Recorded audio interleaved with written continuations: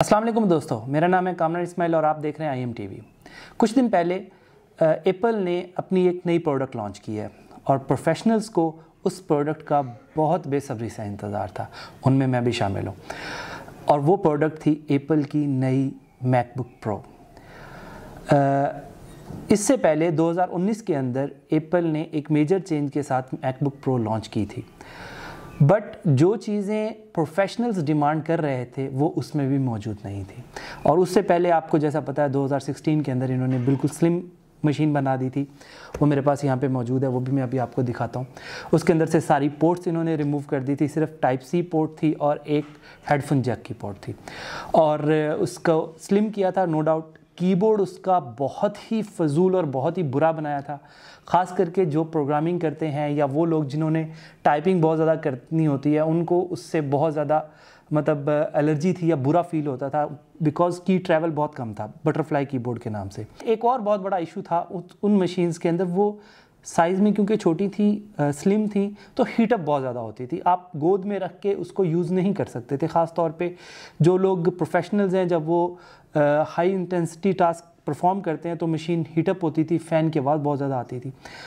फिर उसके बाद एप्पल ने थोड़ा सा लिसन किया, उन्होंने सबसे पहले 2019 के अंदर जाके अपने बटरफ्लाई कीबोर्ड को डिसकंटिन्यू किया और 2019 के अंदर 16 इंच मॉडल लॉन्च किया। और उस मॉडल में उन्होंने जो अपना ट्रेडिशनल कीबोर्ड है वो उसके अंदर डाल दिया, जिससे हम लोगों को बहुत सुकून मिला कि चलो टाइपिंग के अंदर अब आसानी हुई। उसके साथ मशीन को थोड़ा सा उसकी थिकनेस भी इंक्रीज़ की, उससे भी हम एक्सपेक्ट कर रहे थे कि हीट जो है वो काफ़ी रिड्यूस हो जाएगी। बट मैंने जो 2019 में 16 इंच मॉडल लिया था वो i9 प्रोसेसर के साथ था, 64 GB उसकी रैम थी और 32 GB ग्राफिक्स थी। तो जैसे ही उसके ऊपर हाई इंटेंसिटी के टास्क परफॉर्म किए जाते थे तो i9 होने की वजह से वो बहुत ज़्यादा हीटअप हो जाता था और मुझे नहीं लगता कि मैं उसको मैक्सिमम 1 घंटा भी अपनी गोद में रख के या इवन 15 मिनट्स या आधा घंटा भी गोद में रख के कंटिन्यूसली उसको यूज़ कर सकता था।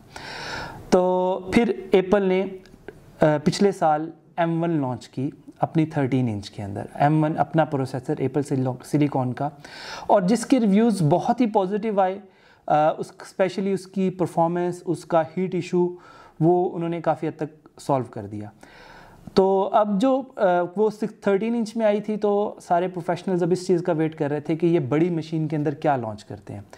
तो अल्टीमेटली इन्होंने अब अपनी जो बड़ी मशीन्स हैं वो भी लॉन्च कर दी हैं, बट इस दफ़ा एक और साइज़ इंट्रोड्यूस करवाया, एक 14 इंच लॉन्च करवाई है मैकबुक प्रो, और पहले 16, क्योंकि 15 इन्होंने डिसकंटिन्यू कर दिया था तो 16 इंच इन्होंने मैकबुक प्रो वही रखी है, साइज़ 16 इंच है, और एक नया 14 इंच जो है वो इंट्रोड्यूस करा दिया। तो मैंने अपने लिए जो है वो 16 इंच चूज़ की और उसको फुली स्पेक किया। 64 GB इसकी मैक्सिमम आप रैम कर सकते हैं, मैंने 64 GB इसकी रैम की। उसके अंदर दो उन्होंने प्रोसेसर लॉन्च किए हैं, एक M1 Max, एक M1 Pro। मेरे हिसाब से सिंपल M1 भी बहुत अच्छा प्रोसेसर है, अगर किसी ने अपने डेली रूटीन के टास्क करने हैं तो उसके लिए M1 सिंपल जो 13 इंच की मशीन है that's very enough, very good performance, बहुत अच्छी है। लेकिन अगर कोई वीडियो एडिटिंग करना चाहता है, प्रोग्रामर है, उसने इम्यूलेटर्स रन करने हैं, उसने सिमुलेटर्स रन करने हैं, एक्सकोड की प्रोग्रामिंग है, एंड्रॉयड की है, आपके डॉकर्स रन होने हैं, तो अगर ये सारी चीज़ें परफॉर्म करनी है तो डेफिनेटली आप मूव करोगे कि जिसके अंदर आपके पास रैम ज़्यादा हो, आपका जो प्रोसेसर हीटअप ना हो, क्योंकि जब आप इम्यूलेटर्स चलाते हैं तो डेफिनेटली बहुत हीट आती है। फिर जब बिल्ड करते हैं, रेंडर करते हैं तो उस वक्त भी बहुत ज़्यादा जो है वो CPU हीटअप होता है। तो मैंने जो अपने लिए चूज़ किया वो 64 GB और M1 Max चूज़ किया। M1 Max के अंदर इन्होंने 10 कोर्स दिए हैं जो CPU के हैं, उसमें से 2 कोर्स ऐसे हैं जो हाई एफिशिएंसी कोर्स हैं और 8 कोर्स ऐसे हैं जो हाई परफॉर्मेंस के कोर्स हैं। उसके अंदर 32 कोर्स हैं ग्राफिक्स के, GPU के 32 कोर्स हैं। और जो मज़े की बात यह है कि अगर आपने इसके अंदर 64 GB की मेमोरी रैम ली है तो एक्चुअली ये रैम नहीं, ये यूनिफाइड मेमोरी के नाम से ही आया है, और ये जो मेमोरी है ये 64 GB एज अ रैम भी यूज़ हो रही होती है और एज अ GPU मेमोरी भी यूज़ हो रही होती है। दिस मीन्स आपके पास 64 GB का ग्राफिक्स भी लगा हुआ है और 64 GB की आपके पास दूसरी रैम भी मौजूद है। तो इसका जो आर्किटेक्चर है, जो इसके अंदर न्यूरल इंजन मौजूद है, इसके अंदर कोडेक को जो है कन्वर्ट करने के जो है कोर्स वो सेपरेट मौजूद हैं। आर्टिफिशियल इंटेलिजेंस के लिए जो न्यूरल इंजन है उसके कोर्स सेपरेट मौजूद हैं। तो और जो इसकी हीट और इसकी जो पावर कंजम्पशन है वो भी बहुत कम है इंटेल i9 के मुकाबले, या इंटेल या AMD के जितने भी प्रोसेसर्स हैं उनकी निस्बत। तो ऑन डॉक्यूमेंट अगर देखा जाए तो मेरे हिसाब से the best processor in the world इसे कहा जा सकता है। बट हर चीज़ बेस्ट नहीं होती है, और स्पेशली जब तक आप उसको अच्छे तरीके से टेस्ट ना कर लें आप उसके बारे में कोई फाइनल वर्डिक्ट नहीं दे सकते। तो मैंने इसको तकरीबन 2 हफ्ते से ज़्यादा इसे ऑलमोस्ट यूज़ कर चुका हूँ।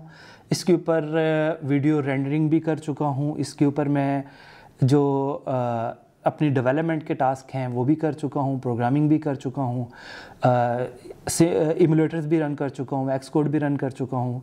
इससे पहले मेरे पास 2019 का 16 इंच i9 जो मैं पहले बता चुका हूँ वो मॉडल मेरे पास मौजूद था, और मैं इनको आपस में कंपेयर भी कर चुका हूँ। ये सारी चीज़ें करने के बाद जिस नतीजे पे मैं पहुँचा हूँ वो मैं आप लोगों के साथ डिस्कस करने लगा। अगर इस मशीन के डिज़ाइन के बारे में बात करें तो जब मैंने ऑर्डर किया था उस वक्त मैं काफ़ी कंफ्यूज था, क्योंकि डिज़ाइन वाइज दिखने में ये बहुत थिक लगती है पुरानी मशीन्स की निस्बत, और मुझे इवन ये लग रहा था कि जो मेरे पास स्लीव है उसके अंदर शायद ये फिट भी नहीं आएगी। बट जब ये मेरे पास आई और मैंने जब इसका बॉक्स ओपन किया तो उस वक्त भी ये बहुत हैवी, वो डेफिनेटली है हैवी और थिक है, बट इतनी ज़्यादा नहीं है कि आपको अनकंफर्टेबल फील हो। और अगर मैंने इसको जो है 2016 से 2018 तक जो मैकबुक प्रो 15 इंच थी उसके साथ कंपेयर किया तो ये कोई बहुत ज़्यादा डिफरेंस नहीं है। नोटिसेबल डिफरेंस है ज़रूर है इसके साइज़ के अंदर, बट जो 2019 है 16 इंच वो क्योंकि वो पहले मैं यूज़ कर रहा था उसके मुकाबले में इसके अंदर बहुत ज़्यादा डिफरेंस नहीं है। और बट इसका डिज़ाइन मेरे हिसाब से काफ़ी उन्होंने खूबसूरत बनाया है, और बाकी डिज़ाइन हर बंदे की अपनी चॉइस होती है, लेकिन मुझे ये डिज़ाइन पसंद आया। और अगर इसको बाहर से देखें तो इसके अंदर जो प्रोफेशनल्स को सबसे ज़्यादा कंप्लेन थी 2016 के बाद मैकबुक प्रो से, वो उन्होंने इसमें से ख़त्म कर दिया। वो ये कि इसके अंदर बाकी पोर्ट्स भी डाल दिए। यहाँ इसमें HDMI पोर्ट अवेलेबल है, इसके अंदर SD कार्ड अवेलेबल है, यहाँ पे एक थंडरबोल्ट या USB Type-C अवेलेबल है। फिर जो मैगसेफ जो एप्पल का एक ब्रांड था और एक नाम था मैगसेफ, वो मैकबुक्स में आता था, वो इसने ख़त्म कर दिया था 2016 में। सिर्फ Type-C चार्जर जो है सिर्फ वही लगता था, तो अब इन्होंने मैगसेफ भी इंट्रोड्यूस करवाया है। तो ये मेरे पास ये इस, और जो मैगसेफ की केबल है, पहले जो मैगसेफ आता था उसकी वो रबड़ वाली केबल थी, और वो अक्सर कंप्लेन आती थी कि यहाँ से जो है वो केबल ख़राब हो गई है। इस दफ़ा इन्होंने ब्रेडेड केबल दी है जिसके ऊपर ये कुछ धागा और वो सब कुछ लगा हुआ है, और दिखने में काफ़ी मज़बूत केबल लग रही है ये।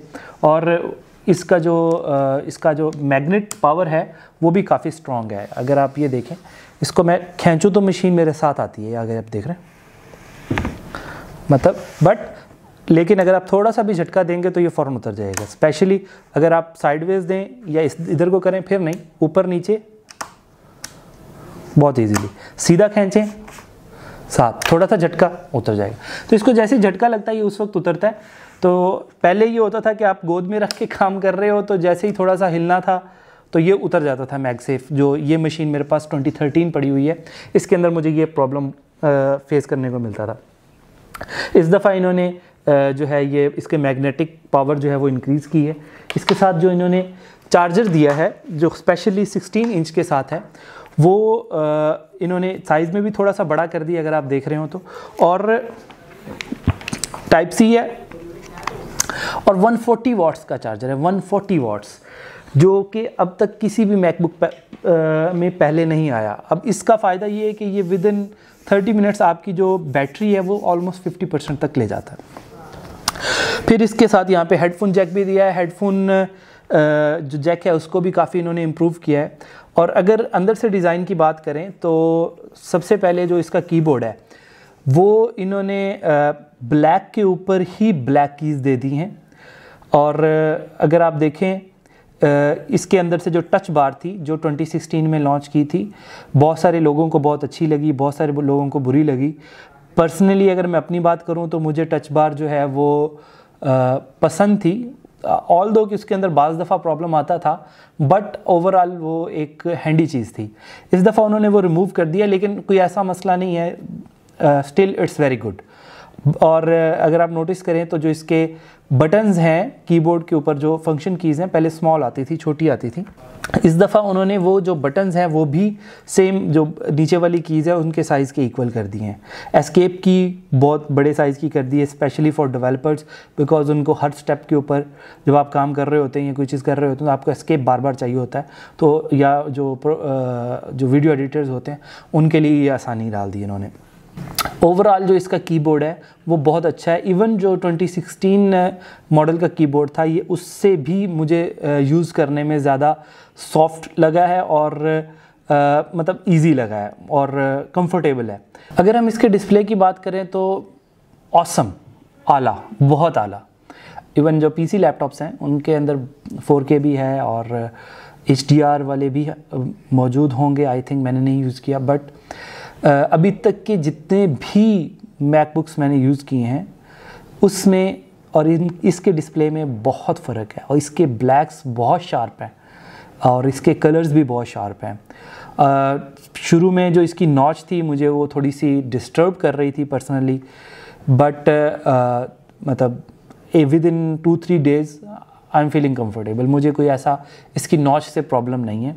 नॉच इसकी इट्स ओके, बट अब मेरे हिसाब से अगर इन्होंने यहाँ पे नॉच दी थी सिर्फ एक कैमरा के लिए, कोई रीज़नेबल नहीं बनती। यहाँ पे होल भी दे सकते थे जैसे मोबाइल फ़ोन्स के अंदर आता है, अगर सिर्फ कैमरा ही देना था।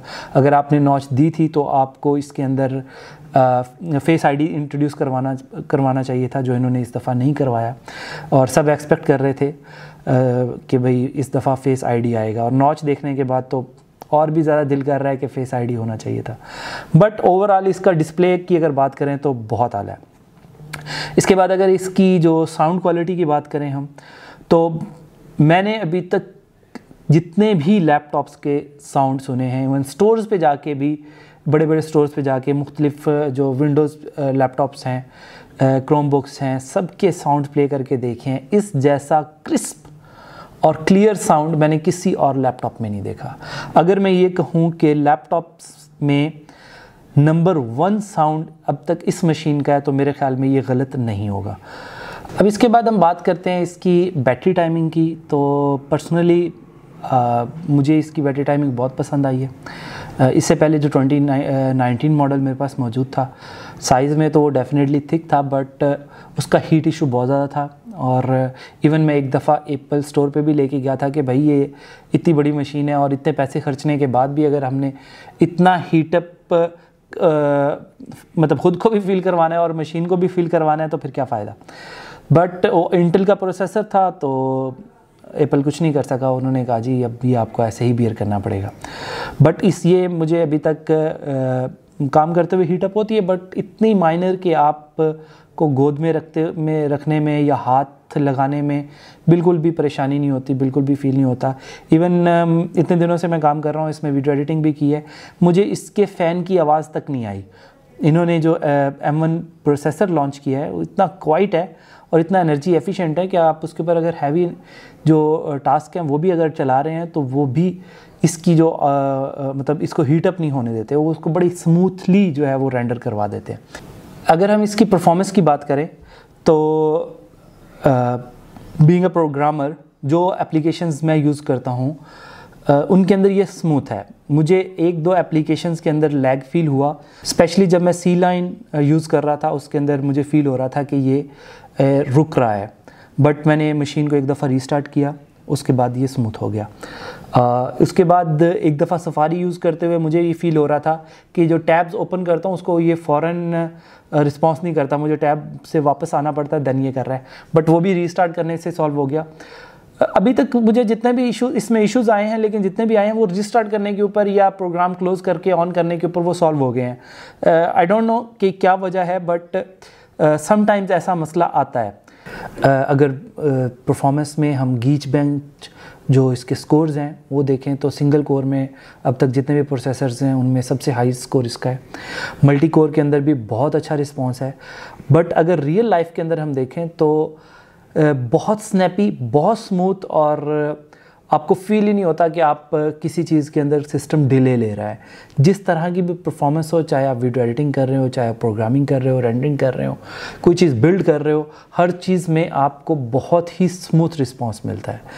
तो अगर ओवरऑल मैं इस मशीन को रेट करूं तो मैं इसको 10/10 रेट करूंगा। और अगर रिकमेंडेशन की बात की जाए स्पेशली फॉर डेवलपर्स, तो अगर सिर्फ उन्होंने नॉर्मल डेवलपमेंट करनी है, जैसे वेब डेवलपमेंट वगैरह है, या सिंपल एंड्रॉयड डेवलपमेंट करनी है, तो उसके लिए आपको इतना हाई एंड मशीन लैपटॉप की ज़रूरत नहीं है। आप सिंपल M1 जो 13 इंच है वो भी ले सकते हैं, या M1 Pro जो 14 इंच में है वो मशीन भी आप बाय कर सकते हैं।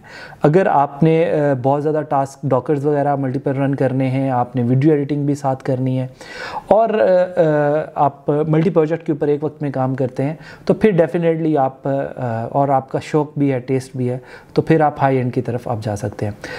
तो दोस्तों, ये एप्पल मैकबुक प्रो जो अभी 16 इंच है M1 Max के साथ, ये मेरा पर्सनल उसके बारे में जो रिव्यू था वो आप तक मैंने शेयर कर दिया। आप अगर इस तरह की और वीडियोस देखना चाहते हैं तो हमारे चैनल को सब्सक्राइब करें और इस वीडियो को लाइक करें, और अगर कोई सवाल है तो वो आप कमेंट्स में पूछ सकते हैं और हम ज़रूर उसके ऊपर वीडियो बनाएंगे। Thank you very much.